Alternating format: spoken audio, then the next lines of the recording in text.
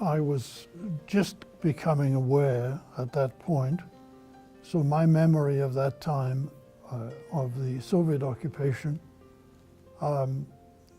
was very dim. My father could not, of course, work as a rabbi since that was a parasitic occupation, but he did get a job in Lvov, which was about a 2-hour journey from Stiritz at that time. I also remember from that time were the deportations which took place to Siberia. The Russians started with the intellectual Poles, the leading group of Poles, and transported those.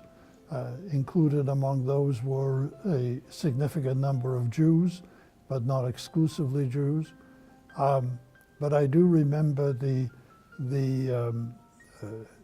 fear which was engendered by, who got caught last night by the NKVD, which was the name of the secret police at that time. Of course, we didn't know at that time that those were the people who would survive, that those were the fortunate people. At that time, it was a very great tragedy. There was also a shortage of food, and I have since found postcards which my mother wrote about the hunger which existed at that time.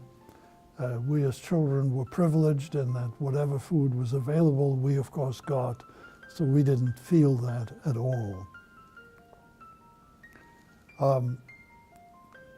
The Germans attacked the Soviet Union in June of 1941, and I do remember the thunder of tanks coming in.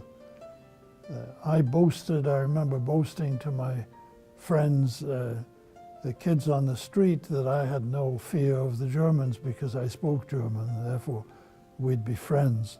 I was 6 years old at the time,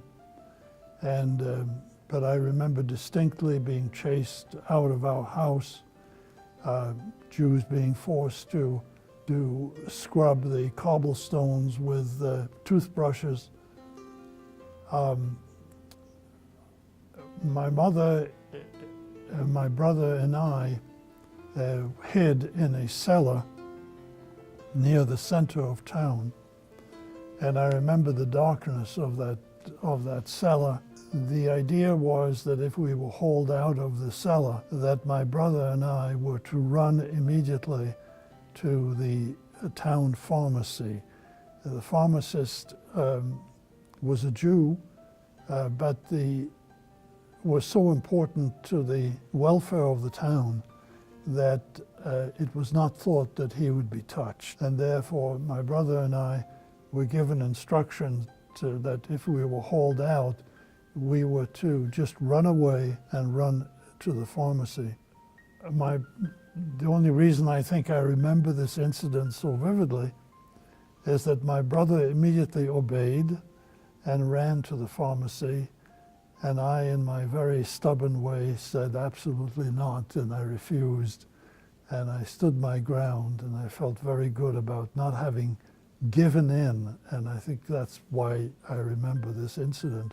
I also remember when we came back home to my grandparents.